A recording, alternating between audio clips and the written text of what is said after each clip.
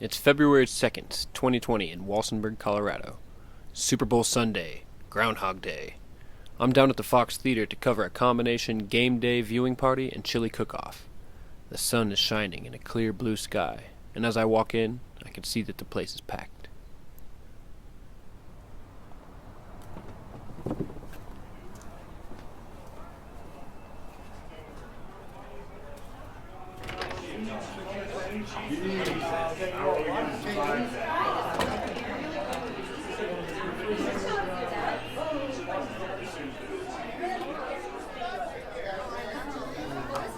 Tables are set up in rows, crock-pots are bubbling. People are milling about by the dozen, chatting, chilling, taking shots of chili from Dixie paper cups and washing them down with tortilla chips. The air is electric, and there are sounds of cheering, groaning, children crying from the theater room where the Fox is showing the game. I join the throng and begin milling from station to station, sampling chili and using my 3 voting tickets wisely. Yes, please. I'm actually covering this for the paper. Would it be all right if I recorded a quick question? I'd have no problem with that, my dear. Thank you. What kind of chili are we looking at? So we're looking at a green chili. This has been cooking for 2 days, pretty much. That's how you win. I won last year. Slow cook, huh? I did it exactly the same as last year, so I'm hoping to continue. Okay, you got it. And what's your name? Arlie. Arlie? Yes, sir. Nice to meet you. Nice to meet All right. you, honey. I'll take a Very seat. much. Oh, thank you. That's pretty good chili. Excuse me. Man, walking through this crowd is a trip down memory lane. I wonder at all the time that I've spent in this theater. How many times have I come to the Fox for an event just like this? I grew up dancing in the El Fandango folklorical dance troupe, and for years and years the Fox was like a home away from home. I remember playing here as a kid during practices, running through the halls, playing tag, hiding in the seats and behind the curtains, picking Skittles up off the floor and eating them.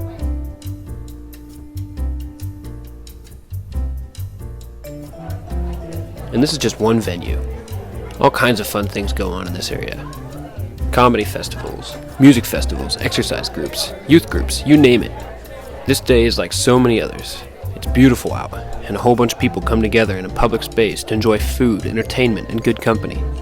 When there's an event going on, people gather from all around the region, so there's always fresh faces in the crowd. But people know each other too, and ties between people and families go back for generations. At 4, I head outside where a small crowd is gathering. A young man named Evan Cassander is standing on a ladder, directing people in front of him to assemble for a short video. There's a competition, contest type thing going on with the Home and Garden channel, HGTV. One of their shows wants to renovate a whole town's downtown, so they've asked small towns all across the country to submit video proposals. That kind of thing would be huge for Walsenburg. Our downtown is already experiencing some big changes as part of an effort by the Walsenburg Downtown Revitalization Committee, but there are still loads of beautiful historic buildings that have been abandoned for years and could use some tender loving care. Is there a business component to this? Yeah, we run pro vegetables.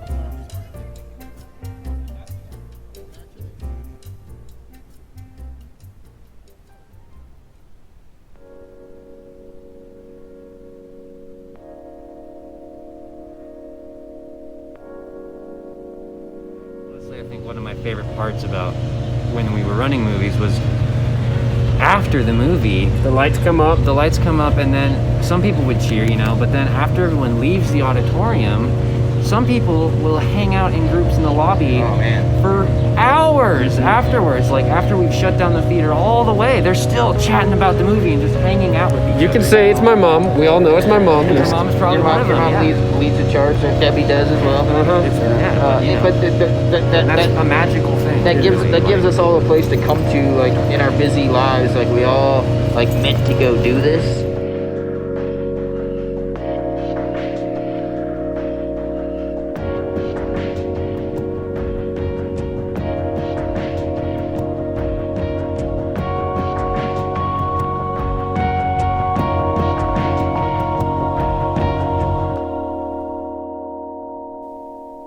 Ah, the Fox Theater. You know, that dingy old, dusty old, pink and green plaster crumbling haunted house of light and wonder. A cherished piece of our town's heritage. The smell of popcorn does not wash out. It takes a certain type of person to manage an old building like this. I'm talking here with Mike Peters and Evan Cassander, two of the highest order mages of the Fox.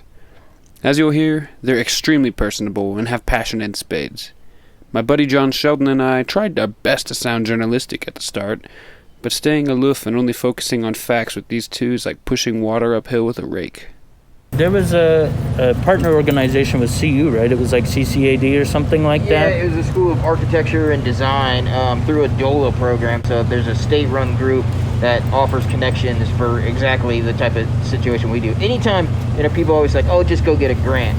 And that's everybody's favorite thing to say, but that's not really how it works. Mm-hmm. Going and getting a grant requires a whole lot of definition beforehand, and in our case, we're lucky because, like I said, we're open and we sell tickets and people come to our movies, so it's very easy to understand what we do. Well, it requires definition, but also evidence. Yeah. Evidence that you the program can exists. do something and that you're going to be able to do something with any money that you would be given. But when you go after that big money, they want things like feasibility studies. Like they want you to spend $50,000 just to prove that you can have a movie theater. And we've been doing it for 50 years now. Like we can have a movie theater here. Yes.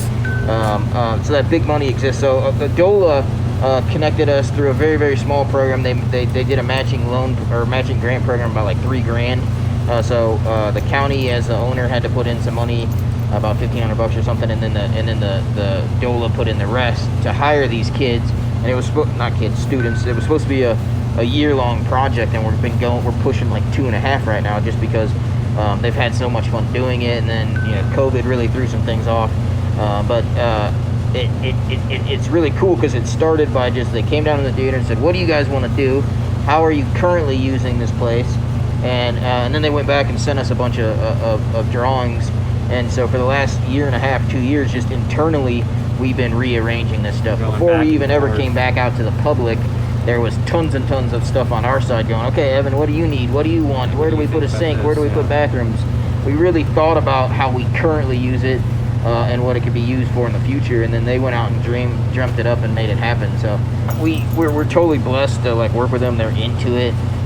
They email us after hours. We've had a lot of good feedback from them, and what they did was amazing. I mean, the 3 final designs that we have, it was hard for us to pick anything of them, but they totally got it, and it was cool. And so between all those partners, we were able to pull off this small thing, and it's one of those projects that gets the community super excited because you see this big old huge thing, and we printed all these big drawings, and there's 3D videos, but it's just like the first step of a long road. And when you tell people they're not getting a new building tomorrow, it's a little, it hurts them a little bit, but guess what? We're going to do all this other stuff, So what sort of things are in store in the immediate future that you can speak to? Evan, right before COVID started, was hired as our new program director through the VISTA program, and so we were proud to be able to come up with a bunch of money to pay for his, not a bunch. He's making hand over fist, man. He's scraping by, but for the 3 years that he was getting paid piddles, it's a little bit better. But we want to do a video game program. Oh, right. And so I don't think I have to explain to you guys how important esports is in the new world now. Mm-hmm. And so we thought it would be awesome if we could partner with the schools and have our own lab. So we want to build a computer lab that uses high-tech equipment, but can be used for multiple things. Not only are you going to be gaming on it, but they could be making our commercials for the on-screen advertising. They could be making all of our menus and stuff for the concession stand. Videos that they want to make for their class projects. People like Zane, more Zanes. Here, Evan is talking about Zane Barber, a local guy who's a film student at CU Denver and who has produced and directed several short films in Werfenau County, one of which has already premiered at the Fox. Because if you want to get started in that, and you don't really know what you need, there's an investment. If you want to get into making just YouTube videos on your own time, you need equipment, and so I think to be able to provide that would be pretty amazing as well. Yeah. Like I said, you can use it for multiple things. Well, I think that'd be huge because, one of the big things that I experienced going off to college is just that level of culture shock where you're suddenly competing with kids who have had these sort of technologies since they were 12 years old, and they've been trained with them and they know everything about everything. And coming from a place like Walsenburg, you may have these big aspirations, but you don't even know where to begin. And if there was just a place where people could come and start to actually experiment with the technology and have people in a safe versed. place with folks that know how to do it. I mean, Yeah. Finally, an excuse for my amateurish podcasting skills. Sometimes it's cool, but at the same time, there is really something that's almost kind of magical about a big screen with real surround sound. And I think that well, doing it with other people it's is a not part ever of it gonna too. go away, The smell you of the know? popcorn, like entertainment is supposed to be a treat. I don't think we're ever gonna go back to the days where like you were wowed by this light and picture on the screen or anything like that. But like there's just movies that are more they move you when it's on the large format. And our house movie is Interstellar. Like we watch Interstellar at the theater quite a bit, and it's just to keep our minds in track. The music and the cinematography it's meant to be on that big ass screen. You know? Like yes, we wish the seats were a little more comfortable, but like too comfortable, nah. But the truth is that if it's a really engaging film and the format is correct and big, you could sit on a wooden pew. Yeah, you're not gonna and care. you would kind of forget, that you're sitting on a wooden pew and You're supposed to be taken out of it. exactly, you're supposed to be taken. And in most cases, that is absolutely what happens. So you mentioned an outdoor viewing opportunity. I saw on some of the designs that y'all have been working out with CU Denver that there's that kind of written in as a potential, but is that something that y'all can do now or sometime very soon? It's a part of a much larger plan. Like it doesn't mean that just because we have these design plans that like all of a sudden there's $4 million somewhere to do it. Yes. This is just the very first stage of realistically around here a 10-year project, because the first phase that got approved by the various state funding agencies is just to do the ugly, boring stuff like fix the basement and shore up the foundation, Stop and water from coming in. Make sure the roof can handle a modern HVAC system. And some snow. So it's not the big fun stuff that everybody wants to see right away. It's good stuff, though. It's good stuff that needs to happen. stuff, I mean, but- we're proud to do it because we want the building to be here for another 117 years. Yes, sir. That's the purpose of it. But the other good news is we just had a donor give us $25K to buy the lot next door. So the lot, when the county sought to make connection with the guy that owns it, we had to go the county route because the guy wasn't taking anybody seriously, never responds to anybody, and so the county had to make contact and say, hey man, your lot is endangering our building. Do you want to sell it to us? And if they want to do that, then they have to pay market value. And the market value appraised between $45,000 and $65,000 for a lot that has a building caved in and just buried under some loose dirt and stuff. So it's Real hunk of junk. yeah, it's not the greatest thing on earth, but that's the market value that we had to come up with. But we just had a donor, George Beer, the previous owner and savior of the theater, donated $25,000 to us. So we're hoping to make an offer to the guy that owns the land right now and get that piece pretty quickly because it's a part of the future plan. It would be wonderful to have an outdoor park there, food truck, some expanded theater programming for us. It would be super utilitarian, shipping containers, because then we can store tables and chairs and beanbag chairs and all that kind of stuff, and it's just super functional, low maintenance, low cost. That was our original intent, and then of course when you're daydreaming with architects and students, they were like, well, hell, let's build a whole new building and let's put a rooftop bar on it and let's put a third theater in there, and so that's wonderful to have. It's a document that'll never go away. But the realism of it is like, we're just fighting to make sure we have movies every weekend, much less build a $4 million building. So We're going to need a lot more George Beers before that can come along. and George is super excited that he donated again. I mean, after the 30 years of him saving and running that theater for us, and he hopes that his donation will inspire others to match and give us some money. So we got about 15 grand in another account that we've been raising just off our donation jar on the counter for seats. Brand new seats is going to be between 50 and 100,000 depending on which seats and how many we put in. And so there's just a lot of these massive costs that our community has to endure, and we just got to work through. But the good thing is we're not going anywhere. We're in it for the long run, and so no matter who's working there, whether it's me, Evan, anybody, there'll be a plan in place to say, hey, here's how you can stay on track, and here's what you need to do. Here's where you can go if you want to. Yeah, so we need some money, but the way that we like to raise money is by doing programming. So we run programs that pay for themselves, so that way it's not just us just taking money in and going, oh, hey, thanks for giving us money, and then the program dies. You know, everything is priced accordingly so that it pays for itself. And the theater totally is in the black. We make money every year, but it's just not big money, obviously. And it's totally on the backs of volunteers, because without all the volunteers that we have, it's not financially possible. You had to pay someone. You can't pay one person to do all the work that our volunteers do, you know. So we're just going to keep focused on building community programs, building community strength, meeting guys like Zane, working with him, building him up.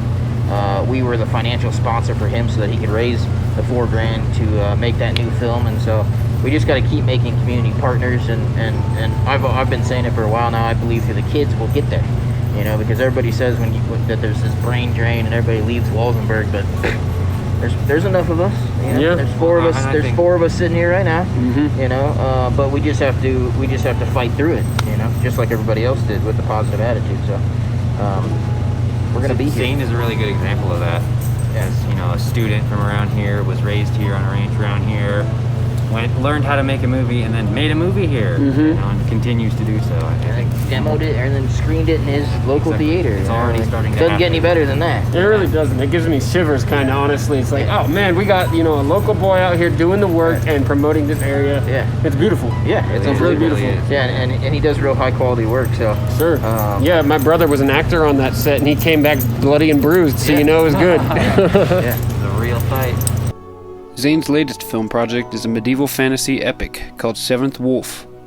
It focuses on a brother and sister on the run for their lives, who meet a mysterious man in the forest who claims that he can help them find justice for the murder of their father. The film is currently in post-production, and it should premiere at the Fox in the week of Thanksgiving of 2020, COVID willing.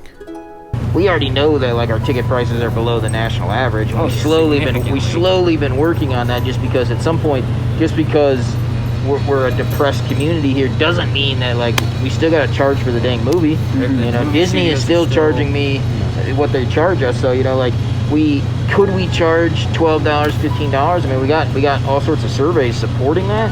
And if we had to get back down to 20 or 30 people that would use that technology, then yeah, I mean, we're going to be excited about it. But it's not the same thing as when 247 people, you know, fill the place and you're like, whoa, you know, and it's just that many people coming together to do one thing is really cool in the theater. Like when kids all run into each other and they see each other and they don't see each other out of school, parents that don't ever see each other anymore, like it's just it's awesome. Through all of this, I'm like, man, whatever the regulations are, whatever they make us do, we're just going to do it. We're going to do it well, and it's going to make us stronger, and we're just going to keep trying, because we can't stop. We can't just lie we were down. just starting to kick ramp ass. up pretty serious. We got a grant from Walmart to buy some video game stuff. Like we were just starting to, you know, do really fun stuff. So So, do I understand you correctly when you're talking about video games and esports? You'd be putting up the video games on the big screen? yeah, and also watching maybe some of the major events that people are into. Yeah. But really small stuff, just like Smash Brother tournaments. We've already had Halo before the tournaments, shutdown Madden happened, tournaments, we had all the big stuff that everybody plays. we had done a few different like Fortnite birthday parties, we just called them, where you know, someone The 10-year-olds love that shit. the 10-year-olds would bring like one my guy God. brings his PlayStation, one guy brings his Xbox, someone brings their all Switch. four of them are on the screen. And then That's crazy. one guy's on the big screen, one guy's on the screen in the lobby, one guy's down there, and they're all playing together, you know. That's like a LAN party come back to life. Exactly, yeah. Beautiful. Yes, Yeah, exactly. Well, listen, this has been lovely. I'm just going to turn off the mic. We can keep chatting if you're up for it. But is there anything you guys want to put out there as a just sort of general blast in light of this? We need COVID? volunteers. We always need volunteers of all kinds. I mean, I'm talking from people that maintain our flowers out front, help us sweep, to guys that help paint or fix pipes when they explode, and certainly kids to come in and volunteer for us. We need graphic designers, video makers, anything and everything that's creative. We're always looking to meet people and get out there. The So creative economy is the new economy. Yeah. certainly, if you're a Increasingly gamer, so. we need to get at that. You can hop on our Discord and we can figure out how to pull off some tournament stuff. It'd be really fun to get into some video games here soon. So You hear that, gamers? Rise up! volunteers, We you live know, in a we need society. gamers. You have to leave your basement and put on a t-shirt. Well, you just lost a lot of people on that last little stipulation there. We'll pick that up. Yeah. Maybe you don't have to wear a shirt. Yeah. Well. No chip stains. Yeah, exactly. Well, thanks for listening, folks. That's our show this week. If you want to see the possible new designs for the Fox, check out their website, foxtheaterwalsenburg.org. That's TheATRE. Or just Google Fox Theater Walsenburg new design ideas. You know, what's cool about our small town thing is, sure, we got all the space, but it's really kick-ass when you're like, you get a whole row to yourself. Yeah. You know, You put your popcorn in that seat, your soda in that seat. Yeah. like you Go can, like this. Yeah, I wasn't gonna say I don't know what the movie theater guidelines are, but you gotta put your foot up on the we all And no one really cares. nobody yeah. cares. Yeah, There's nobody in front of you. Yeah. They won't care. Yeah, like we just miss it. We really miss it. Yeah. I think the kids in our community are missing it. Maybe they might not know it, but like it's just it's fun, you know. The adults that we have volunteers with the kids, they miss it. Like everybody misses it.